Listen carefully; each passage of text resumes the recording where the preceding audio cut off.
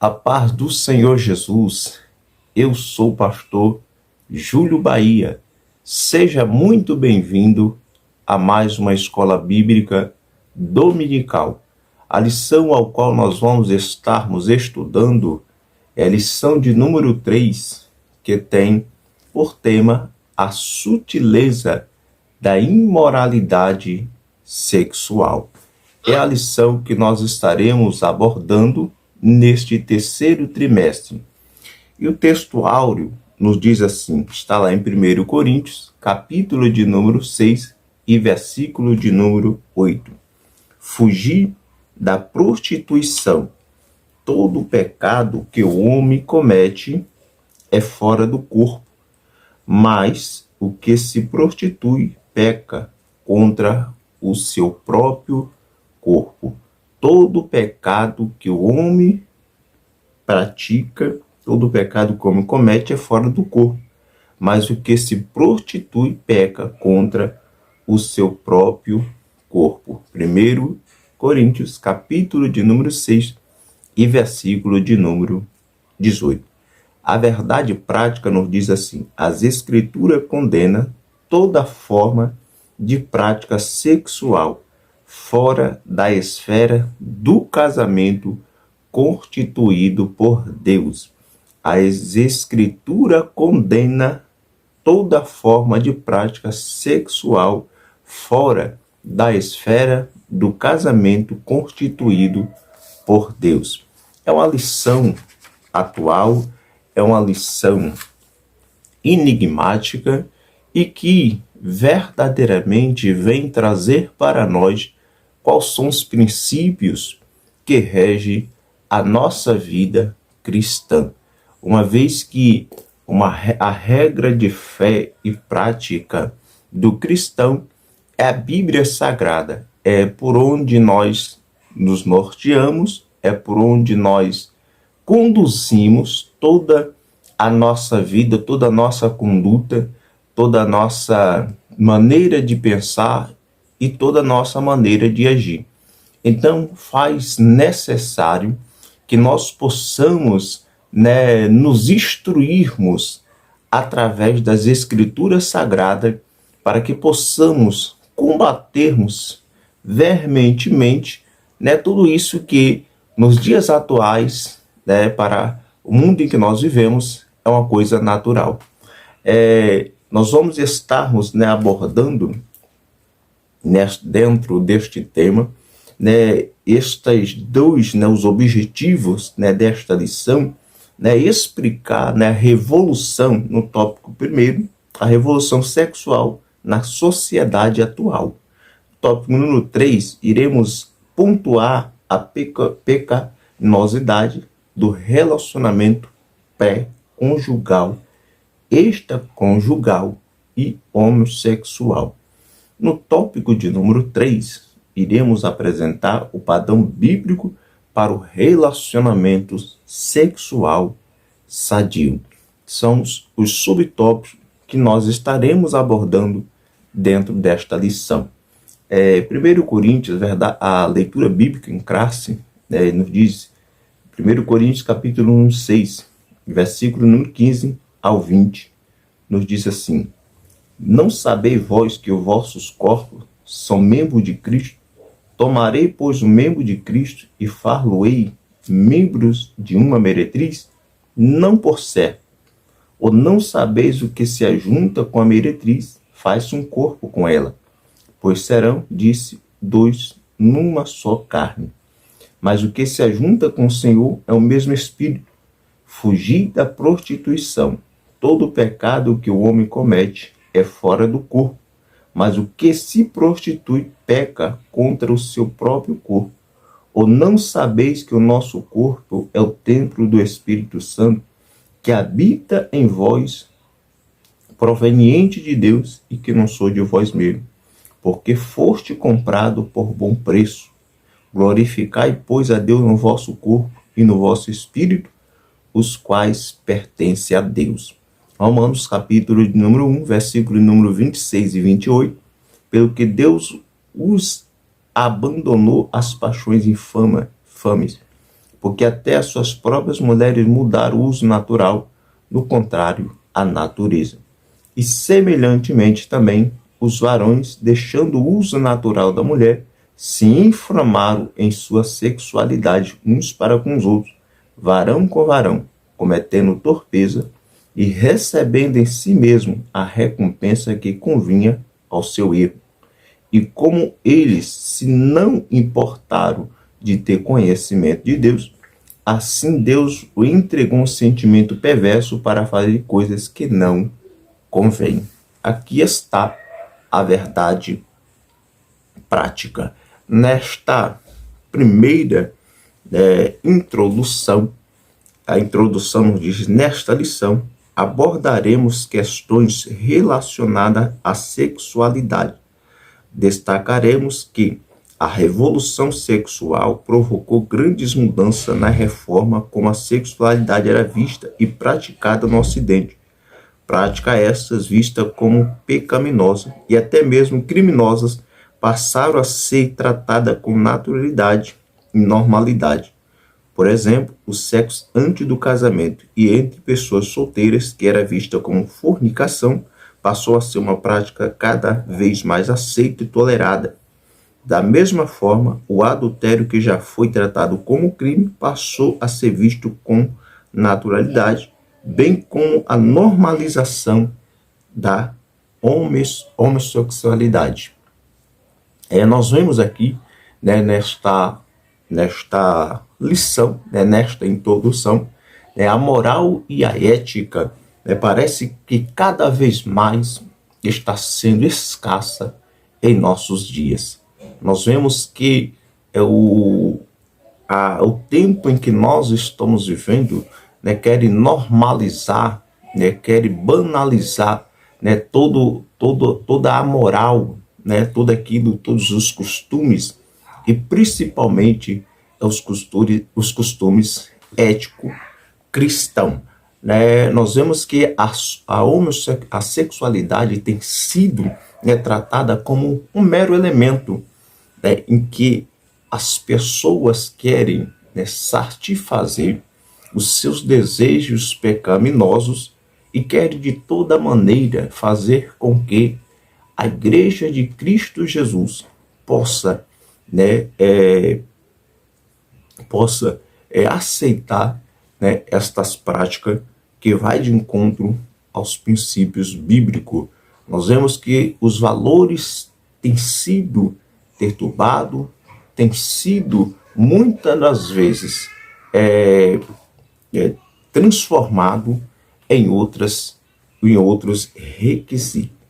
Então nós vemos que tem que haver um despertamento espiritual para que nós possamos combater ferreamente estas práticas que têm atuado de uma maneira ferrenha em nosso meio. E quando eu digo assim, até mesmo dentro das nossas igrejas. Não há como negar a importância da sexualidade na vida do homem, é verdade, ou da mulher, porque foi Deus que criou, Deus criou como seres assexuados. Em contrapartida, nós não podemos deixar que a sexualidade nos conduza a uma vida de constante pecado. O homem ele foi criado um ser humano assexuado, tanto o homem como a mulher. Mas não podemos permitirmos que os desejos lascivos, os desejos imorais, possa fazer com que nós venhamos cometer todo tipo de pecado e que vai contra ou sai fora dos padrões bíblicos estabelecidos por Deus. Nós vemos aqui em 1 Coríntios, capítulo de número 6, versículo de número 15, que o apóstolo Paulo diz: não sabeis vós que os vossos corpos são membros de Cristo? O corpo do cristão, ele é um membro de Cristo, é onde o Espírito Santo faz morada. E uma vez que ele pratica o sexo fora do casamento, ele está fora dos padrões bíblicos ele está fora dos requisitos ao qual é exigido por Deus. Nós vemos que a palavra diz no versículo de número 18, fugir da prostituição. Todo pecado que o comete fora do corpo é fora do corpo, mas aquele que pratica a prostituição, ele peca contra o seu próprio corpo. Então está aqui, meu irmão, minha irmã, um perigo, né, quando nós praticamos, né, o pecado da sexualidade ou do sexo antes do casamento.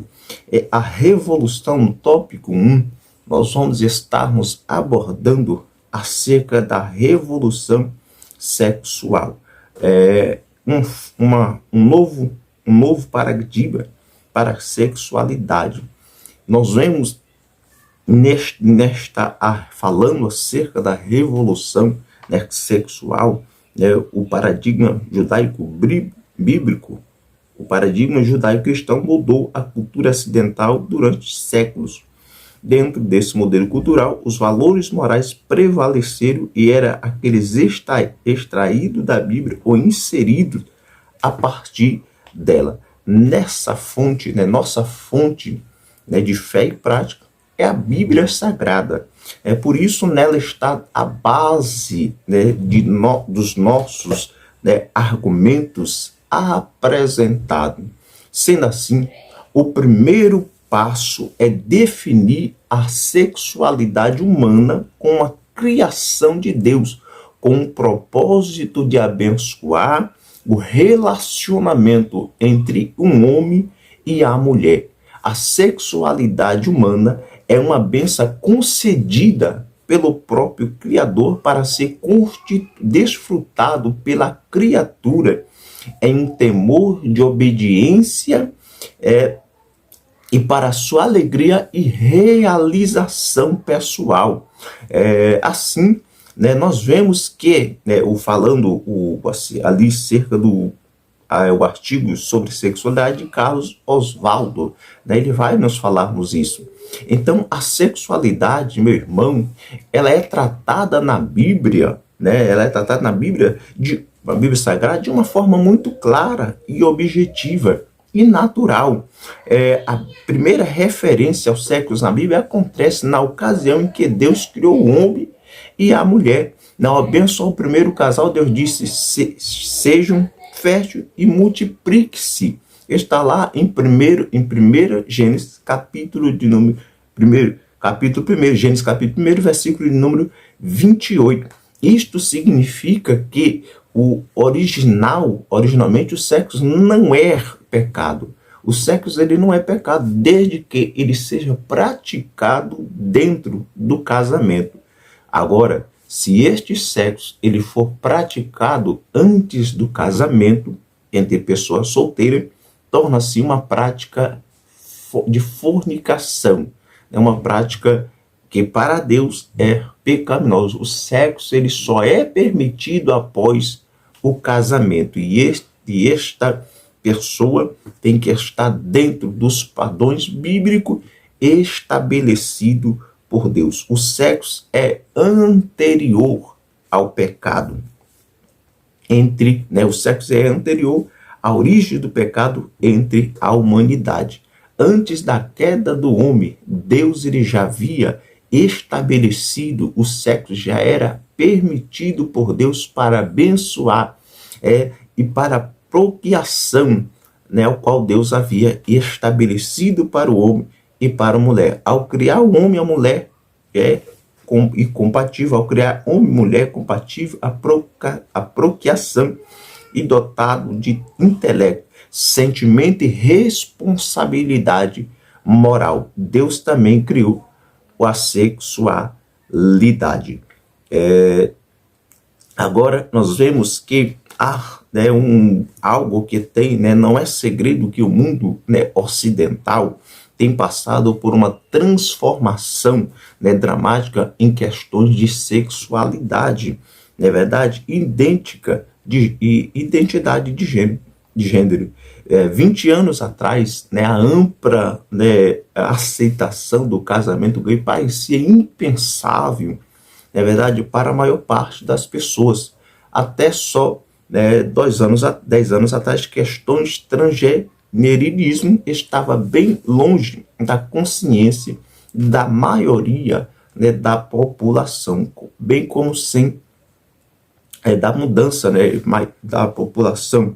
Muitos em nossa cultura veem, né, essas mudanças como um bem sem qualificações, um bem sinal vindo do progresso a uma sociedade mais justa e inclusiva. Mas para muitos cristãos, essas mudanças têm sido assustadoras. Por quê? Porque vai de encontro tudo aquilo que nós acreditamos ser o ideal para a sexualidade humana e para aquilo que Deus estabeleceu para o homem, né, e para a mulher. O mundo que pensamos conhecer sumiu debaixo dos nossos pés.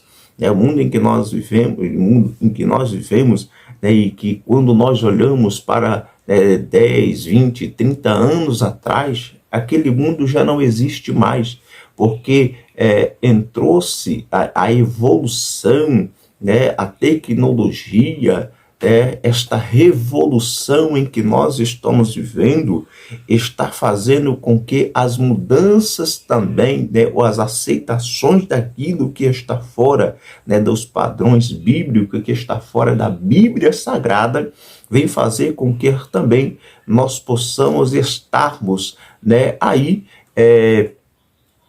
aceitando, né, todo este tipo, né, de pecado.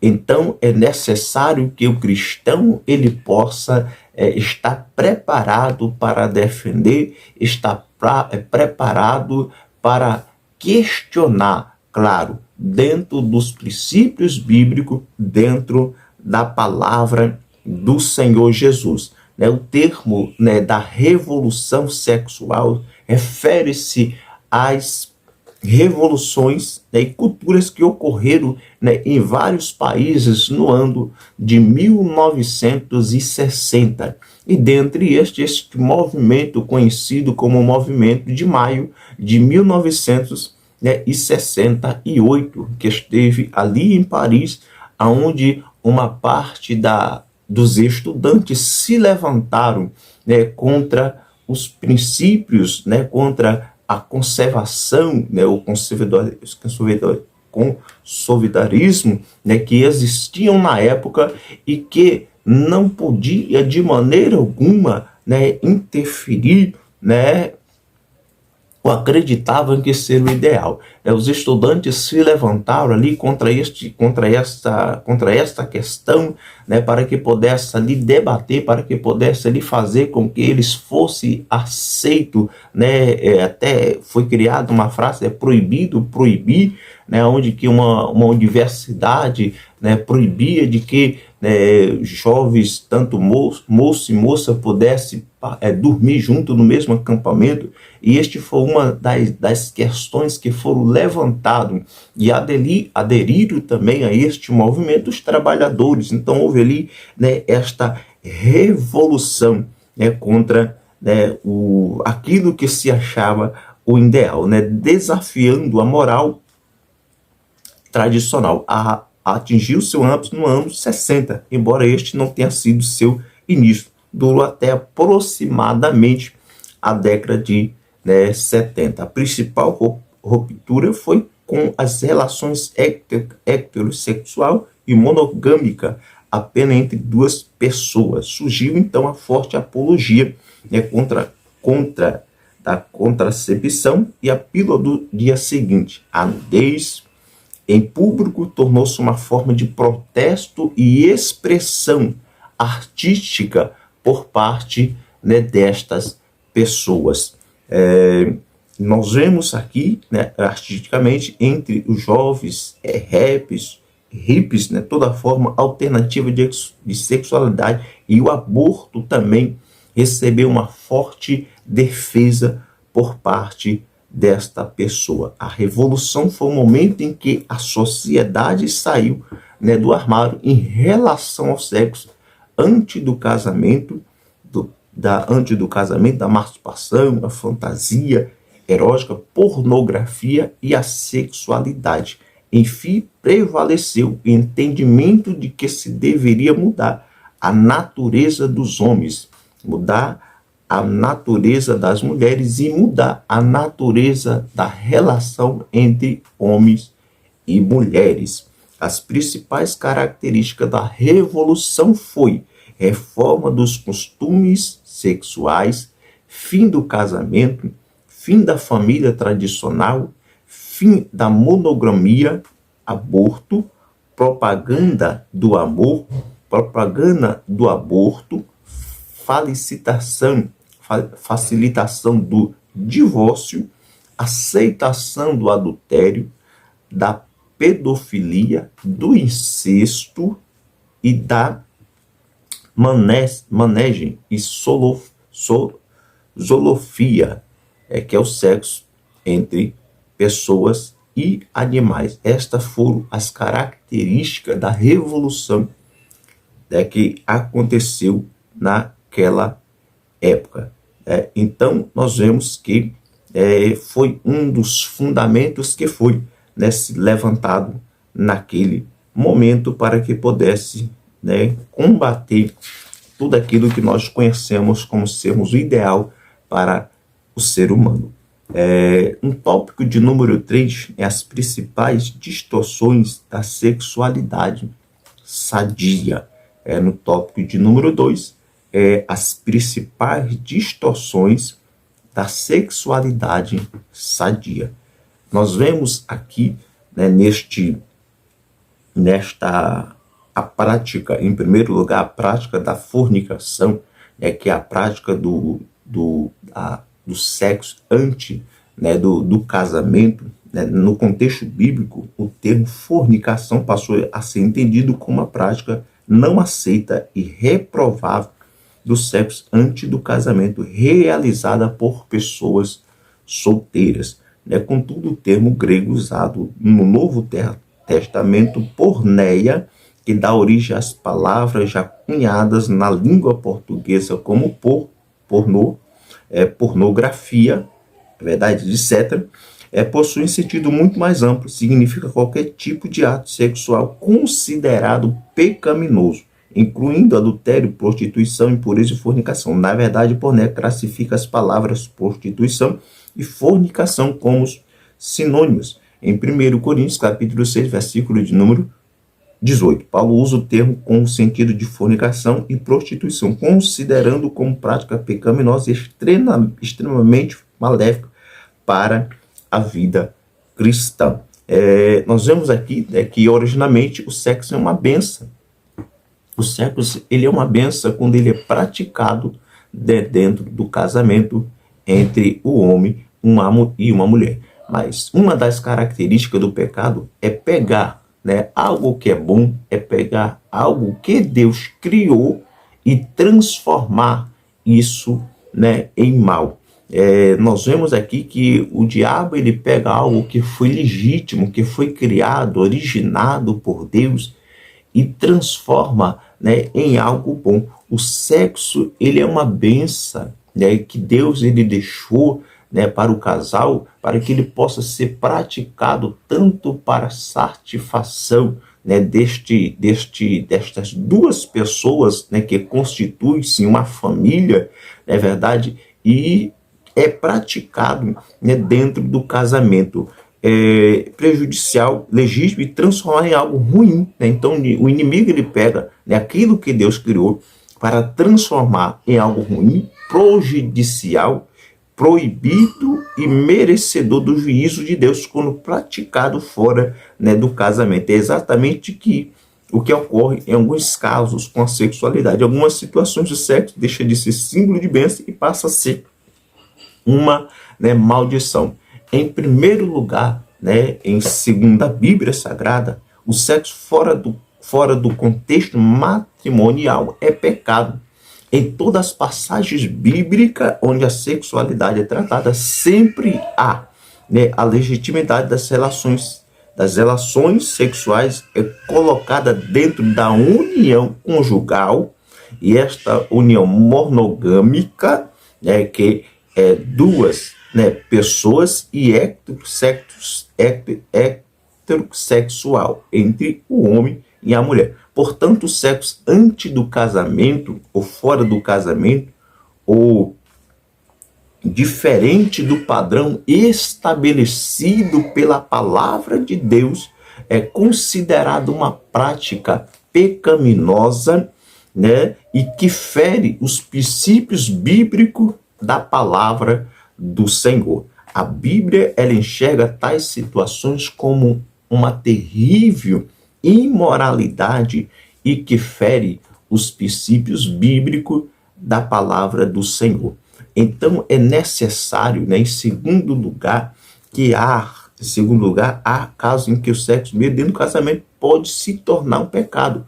Qualquer prática que tira a dignidade humana e desonre tanto o homem como a mulher, certamente será contrário a tudo aquilo, né, que Deus estabeleceu pela sua palavra. Em terceiro lugar, se o sexo for do contexto matrimonial, se o sexo fora do contexto matrimonial é pecado, a ausência dele dentro do pecado, dentro do casamento, torna-se também um pecado, né? Isto significa que em uma relação entre marido e mulher, o sexo não é apenas legítimo e abençoado, mas também um mandamento. O apóstolo Paulo abordou esse tema de forma detalhada. Paulo escreve que marido e mulher devem pagar um ao outro a devida benevolência. Está lá em 1 Coríntios, capítulo de número 7, versículo número 3 e 5. Né? Isto porque a mulher tem autoridade isto porque a mulher não tem autoridade sobre o seu próprio corpo, mas sim o marido. Da mesma forma, o marido não tem autoridade sobre o seu próprio corpo, mas sim a mulher. Então o apóstolo Paulo completa: não se recuse um ao outro, exceto por mútuo consentimento durante certo tempo, para se dedicarem, né? A única forma, né, de o homem e a mulher eles se recusarem, né, ao ato sexual é para se dedicarem, né, à oração. E depois una-se novamente, por quê? Por causa do adversário, por causa de Satanás, para que Satanás nos tente por não ter domínio próprio. Então, meu irmão e minha irmã, nós vemos aqui, né, nestes princípios bíblicos, a palavra de Deus, né, ela nos alertando acerca da sexualidade que foi criada, estabelecida, originada por Deus, e este sexo passa a ser, né, abençoado quando ele é praticado, né, dentro do casamento entre o homem e a mulher. Então é necessário que nós possamos também vivermos uma vida pautada na palavra do Senhor Jesus, para que nós não venhamos cairmos no erro da tentação, do pecado e de tudo aquilo que o Senhor, né, criou e estabeleceu para a humanidade. O adultério não é crime, mas é pecado. Está aqui no tópico número 2, subtópico de número 2 também. Nós vemos aqui, sabemos que a ética cristã é fundamentada e pautada unicamente nas escrituras sagradas. Logo, a ética cristã classifica a sexualidade como uma bênção dentro da união matrimonial e como uma prática pecaminosa fora dela. Portanto, os princípios bíblicos, a ética cristã reitera que a sexualidade deve ser entendida como uma expressão de amor entre o marido e a mulher. Sobre aspecto, a ética cristã também enxerga que o sexo é fundamental para um casamento feliz e equilibrado, uma vez quando há falta, né, do sexo dentro do casamento, haverá alguns conflitos entre ambas as partes, né, estresses, discussões, né, divisões dentro do lar por falta dele. Isto porque dentro da ética cristã, o sexo supera a ideia de uma mera satisfação pessoal, satisfação de desejos carnais que isoladamente e de forma desenfreada não condiz com o comportamento cristão. A sexualidade deve ser vista como uma dádiva divina que foi dada para o homem e para a mulher para a satisfação de ambas as partes. Deve ser aproveitada de acordo com as diretrizes dadas por Deus. O escritor dos Hebreus apresenta uma síntese perfeita do propósito de Deus para a sexualidade e o casamento. Ele escreve: o casamento deve ser honrado por todos. O leito conjugal conservado puro, pois Deus julgará os imorais e os adúlteros. Está lá em Hebreus capítulo 13, versículo número 4. No demais, seja do âmbito da sexualidade ou em qualquer outra área, os cristãos devem se lembrar de que são amplos o desejo do Espírito Santo e que do começo ao fim a Bíblia os exorta quanto ao uso correto do corpo. Oh, glória a Jesus! Está aqui esta lição abençoada, que não nos deixa nenhuma dúvida quanto àquilo que nós entendemos sermos o ideal para o casamento estabelecido, honrado e abençoado por Deus. No tópico de número 3, o padrão bíblico para uma sexualidade sadia. O padrão bíblico para uma sexualidade sadia. Nós vemos aqui no tópico de número 3 que Deus ele abençoou o sexo. Nós vamos vermos lá em Gênesis capítulo de número 2, versículo número 28, ele diz: sede fecundo e multiplicai, tal como no caso dos animais, era misto a propagação do gênero humano. Foram dados poder de procriação ao homem, a fertilidade foi assegurada por decreto divino. O autor sacro aparentemente quis dar a entender que somente mais tarde o homem e a mulher receberam a consciência sexual em razão da queda. A vida do homem era abençoada no mais alto padrão, no mais alto grau. E não só no que diz respeito à procriação. A vida do homem é abençoada porque Deus se imporia com ele, se importa com ele. Há uma provisão divina, o amor flui, o bem-estar faz parte do decreto divino. A ordem para multiplicar-se, e até ali a procriação era uma potencialidade de Deus. E aqui nós vemos que esta era o desejo de Deus para a humanidade, que era uma ordem divina que viesse multiplicar-se. É uma posição que foi estabelecida pelo Senhor Deus. Hoje nós cremos que diante da quantidade de pessoas que nós temos, aí mais ou menos aí uns 6 bilhões de pessoas no planeta Terra, talvez já não haja mais esta necessidade da procriação em si, como as pessoas hoje, muitos têm, talvez até por falta de conhecimento, por falta de orientação, tem 10, 15, 20 filhos. Eu creio que hoje já não há mais esta necessidade. Mas na época em que Deus ele criou Adão e Eva, Deus havia dado esta ordem para que eles pudessem, para este casal,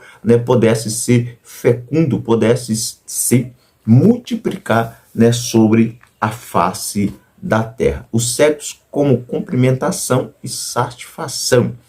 Além da procriação, o sexo deve atender a necessidade de complementação e satisfação. A Bíblia não condena a prática sexual quando ela é experimentada dentro dos limites que o Criador estipulou. O casamento, não é verdade? Então, o sexo ele não é proibido quando praticado dentre os casados. Os casados têm o dever de se esforçarem para assegurar a felicidade do cônjuge. O sexo é uma necessidade na vida conjugal. A Bíblia afirma que marido e mulher são uma só carne, como já vimos. Isto fala de comunhão, de unidade física, intelectual e espiritual. Unidade física é o relacionamento sexual dentro do casamento, que tem um aval divino por ser uma prática pura e santa aos olhos de Deus, a ponto de o apóstolo Paulo comparar o ato sexual à comunhão mista de Cristo com a sua igreja. Está lá em 2 Coríntios, capítulo número 11, versículo número 2, e Efésios, capítulo 5, versículo de número 25 e 32. A mulher não deve se negar, ao marido, e da mesma forma o marido e a mulher, exceto quando de comum acordo para consagração, ou mesmo em caso de cansaço proveniente de um duro longo período de trabalho ou de enfermidade. São nestas ocasiões em que tanto a mulher como o homem pode aqui negar-se a ter o ato sexual. Fora isso, recusar o ato uma a outra é um perigo muito grande. A Bíblia declara que a alma farta pisa o favo de mel, mas a alma faminta, todo amargo é doce. Está lá em Provérbios, capítulo 27, versículo de número 7. Todos os casados devem se cuidar para não deixar seu cônjuge faminto, a fim de não correr o risco de vê-lo envolvido em casos amorosos com outras pessoas, o que é especialidade satânica.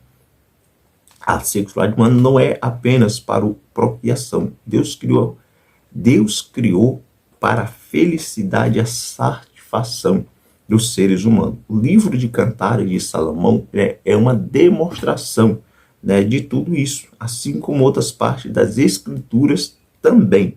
Esse relacionamento deve ser pautado segundo as Escrituras Santas. Venerado seja entre todos os matrimônios, o leito será sem mácula, porém aos que se dão prostituição, Deus o julgará. Está lá em Hebreus capítulo 13, versículo número 14. Deus julgará os que preferem as práticas vis e pervertidas, que violam a santidade, estabelecida pelo Senhor, Jesus. Nós vemos aqui que o sexo ele foi estabelecido por Deus.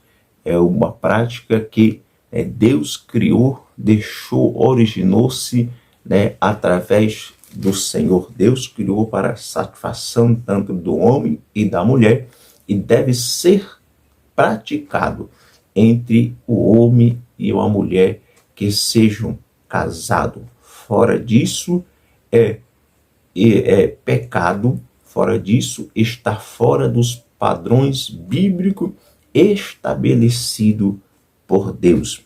Que Deus em Cristo Jesus abençoe a sua vida, abençoe o seu lar e abençoe a sua família.